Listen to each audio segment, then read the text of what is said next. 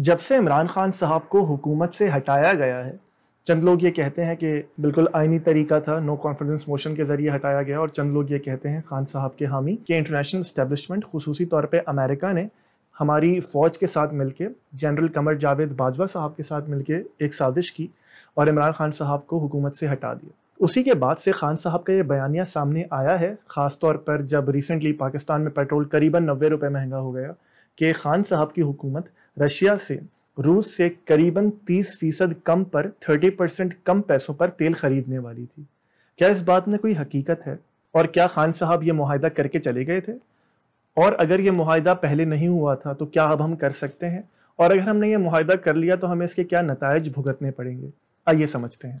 دیکھیے، یہ معاملہ شروع تب ہوا جب عمران خان صاحب کی حکومت جانے کے بعد حماد اظہر صاحب نے، جو ان کے وزیر بھی تھے، ایک لیٹر پیش کیا کہ یہ وہ لیٹر ہے جو ہم نے رشین اتھارٹیز کو، ان کی گورنمنٹ کو لکھا تھا کہ ہم آپ سے سستا تیل خریدنا چاہتے ہیں۔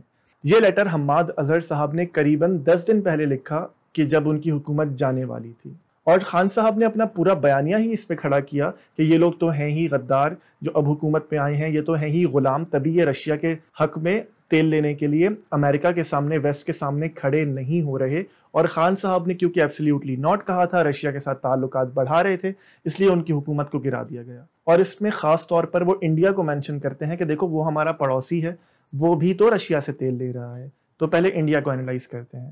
انڈیا اپنے آئل نیڈز کا، اپنے خام تیل کی ضروریات کا قریباً 85% باہر سے لاتا ہے۔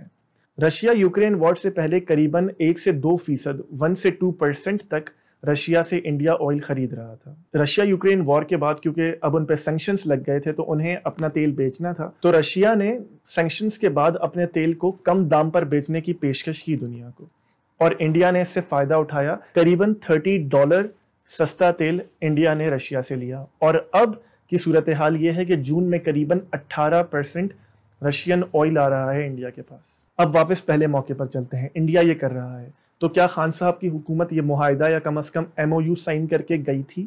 جواب جو آج کی حکومت دیتی ہے وہ ہے نہیں۔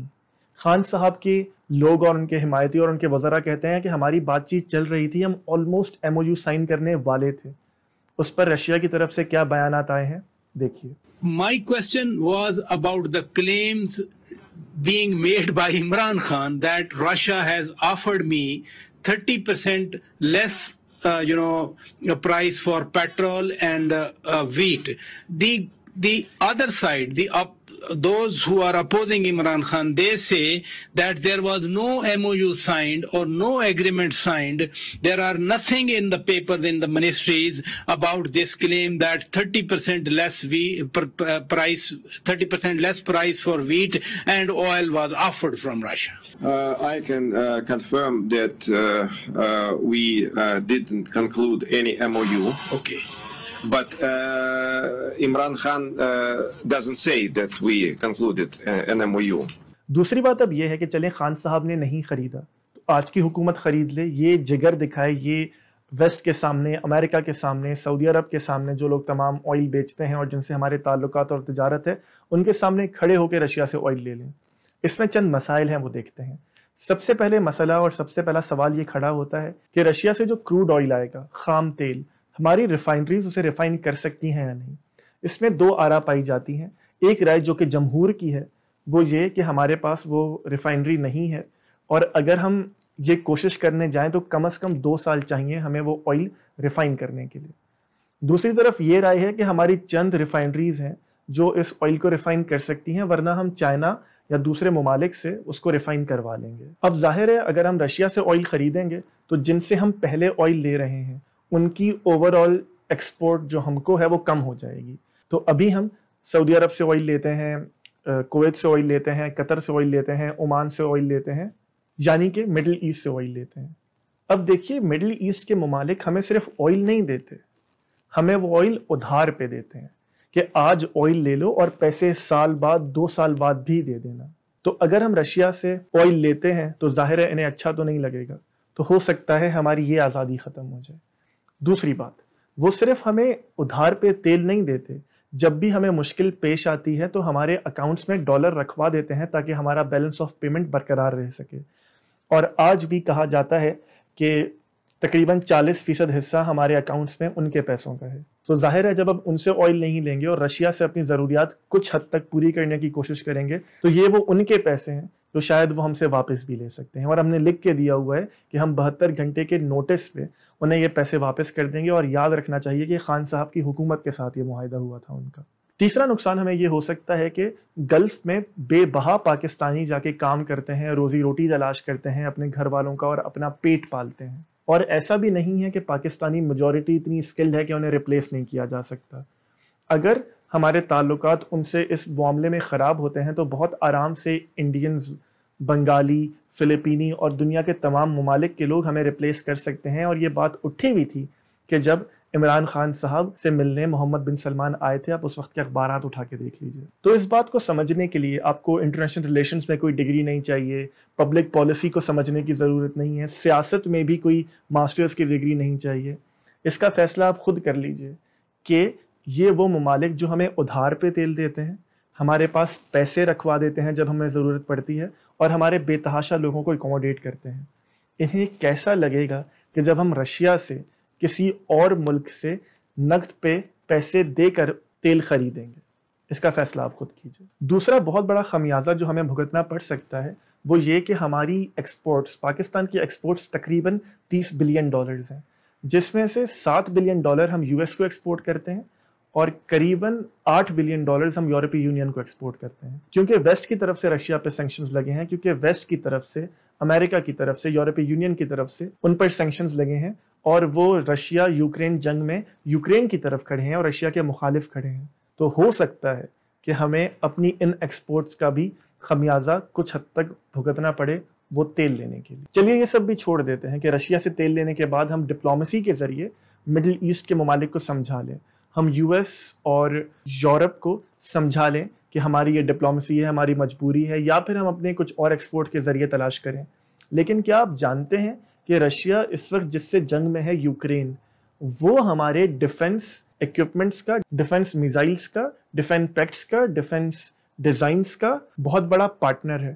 ہمارے بہت سارے میزائلز, پلینز اور تمام چیزیں ہم یوکرین کے ساتھ مل کر بناتے ہیں. تو چلیں باقی سب کو تو ہم سمجھا لیں گے, جس کے ساتھ رشیا لٹرلی آن وار ہے اس کو ہم کس طرح سمجھائیں گے کہ ہم ان سے بھی تیل لے رہے ہیں اور ہم تمہارے ساتھ بھی کام کرنا چاہتے ہیں, یعنی ہم قاتل کے ساتھ بھی کام کریں گے اور مقتول کے ساتھ بھی کام کریں گے. یوکرین ہماری بات کتنی مانے گا یہ فیصلہ میں آپ پہ چھوڑتا ہوں. اب دوبارہ ہم انڈیا کی بات کرتے ہیں کہ جب لوگ کہتے ہیں کہ انڈیا تو یہ تمام کام کر رہا ہے, سب سے اس کے اچھے تعلقات بھی ہیں, تو ہمیں انڈیا کو ہم خود سے کمپیئر نہیں کر سکتے. اس کی وجہ یہ ہے کہ انڈیا فائنینشلی اپنے پیروں پہ کھڑا ہوا ہے. انڈیا کی جاب مارکیٹ اور انڈیا کی بزنس مارکیٹ ایسی ہے کہ ان تمام ملکوں کو انڈیا کی ضرورت ہے.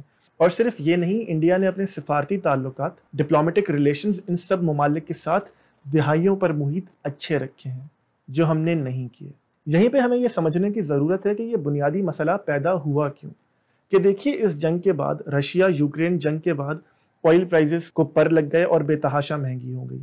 اس کو ہم پہلے سے کاؤنٹر کر سکتے تھے کہ جب کورونا کے موقع پر ان تمام ممالک کے پاس جو آئل بیچتے ہیں, آئل رکھنے کے لیے بھی جگہ نہیں تھی اور وہ بے تحاشا کم نرخوں پر آئل بیچ رہے تھے, اور پاکستان میں یہ آوازیں اٹھ رہی تھی حکومت کے لیے کہ ابھی لانگ ٹرم معاہدے کر لیجئے, ابھی تیل لے لیجئے, کیونکہ بعد میں جب بھی مہنگا ہوگا, ظاہر ہے قیمت تو بڑھنی ہے کورونا کے بعد, تو ہمیں بہت فائدہ ہوگا.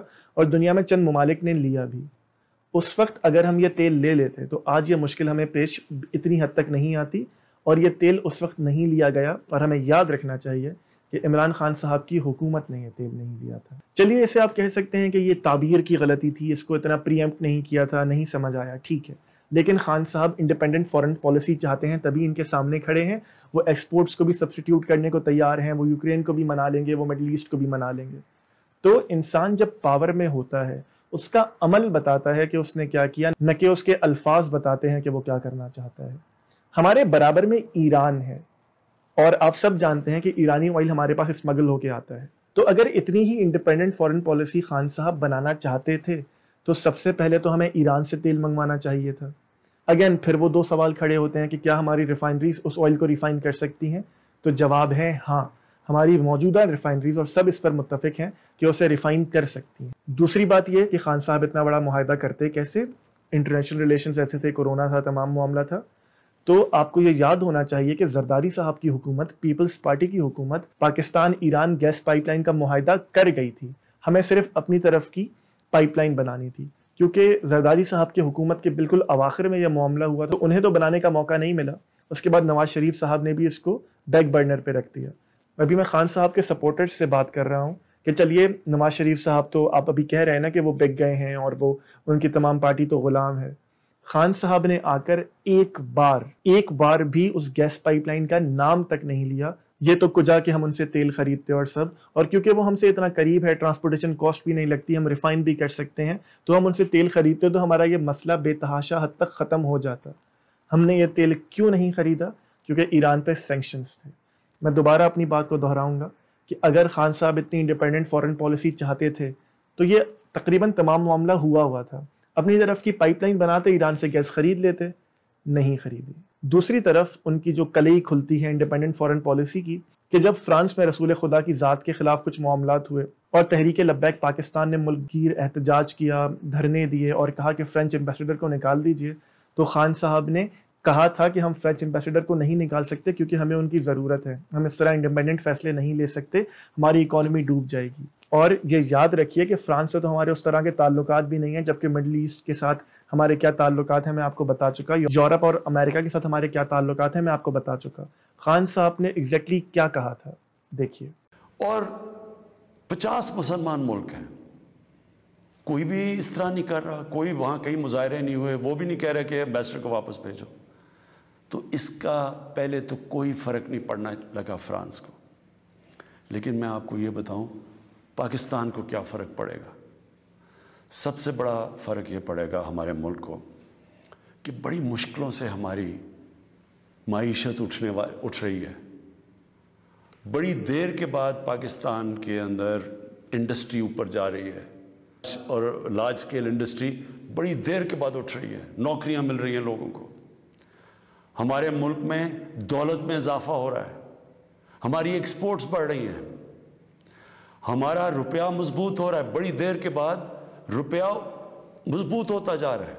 جب روپیہ اوپر جاتا ہے تو مثلا پیٹرول اور ڈیزل سستا کیا ہے. باہر کی جو چیزیں ہم منگواتے ہیں وہ سستی ہونی شروع ہو گئی ہیں.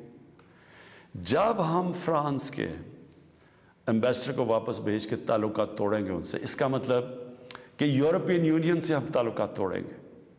اس کا مطلب کیا کہ جو ہماری آدھی ٹیکسٹائل کی ایکسپورٹس ہیں وہ یورپین یونین میں جاتی ہیں. تو اس کا مطلب آدھی ہماری ٹیکسٹائل ایکسپورٹس وہیں ختم ہو گئی. اس کا مطلب بے روزگاری، فیکٹریاں بند ہو جائیں گی. اور اس کے آگے کیونکہ آدھی ہماری مین ایکسپورٹ ٹیکسٹائل ہے، جب ٹیکسٹائل آدھی رہ جائے گی ایکسپورٹ، ہمارے روپے کے اوپر پریشر پڑے گا، روپیہ گرے گا، مہنگائی بڑھے گی، غربت بڑھے گی. تو نقصان ہمیں ہوگا، فرانس کو کوئی نقصان نہیں ہونے لگا. اپنا پورا کیس پریزنٹ کرنے کے بعد اور آخر میں خان صاحب کی 2 چیزیں بتانے کے بعد میں آپ سے پوچھتا ہوں کہ آج جو کہتے ہیں کہ انڈیپینڈنٹ فارن پالیسی ہونی چاہیے کہ اور میں تو ہمیشہ انڈیپینڈنٹ کھڑا رہا، یہ 2 بہت بڑے موقع تھے کہ جب وہ اپنی انڈیپینڈنٹ فارن پالیسی دکھا سکتے تھے. کیا دکھایا آپ کے سامنے ہے. دوسری جانب وہ یہ کہتے ہیں کہ امریکہ کو، کیونکہ میں نے ایبسلیوٹلی ناٹ کہا تھا، تو DGISPR خان صاحب کے اپنے وزیر اور امریکہ آن ریکارڈ ہیں کہ بھائی ہم نے تو کبھی اڈے مانگے ہی نہیں تو اڈے دو گے کیسے. اور وہ جو انہوں نے ایبسلیوٹلی ناٹ کہا تھا وہ بھی ایک انٹرویو میں کہا تھا. The Americans want to have their spies here and special forces based here in Pakistan to keep an eye on what's happening across the border. Will you allow the American government to have CIA here in Pakistan to conduct cross-border counter-terrorism missions against Al-Qaeda, ISIS, or the Taliban? Absolutely not. There's no way we're going to allow any bases, any sort of action from Pakistani territory into Afghanistan. Absolutely not. اب آخر میں یہ سوال اٹھتا ہے جو اگر میں کسی سے انٹرویو کر رہا ہوتا تو میرے دیکھنے والے جانتے ہیں کہ میں یقیناً پوچھتا تو کیا اب خان صاحب منافقت کر رہے ہیں، جھوٹ بول رہے ہیں، سیاسی پوائنٹ سکورنگ کے لیے ملک کو نقصان پہنچا رہے ہیں؟ تو میری رائے میں ہاں، وہ بالکل ایسا کر رہے ہیں. میری رائے میں ان تمام چیزوں کو آپ کے سامنے رکھنے کے بعد میری یہ رائے ہے کہ خان صاحب جھوٹ بول رہے ہیں، میری یہ رائے ہے کہ وہ جانتے بوجھتے ملک کو نقصان پہنچا رہے ہیں، اور میری یہ رائے ہے کہ وہ اپنی سیاست چمکانے کے لیے ہمارے ذہنوں کے ساتھ بہت برا کر رہے ہیں۔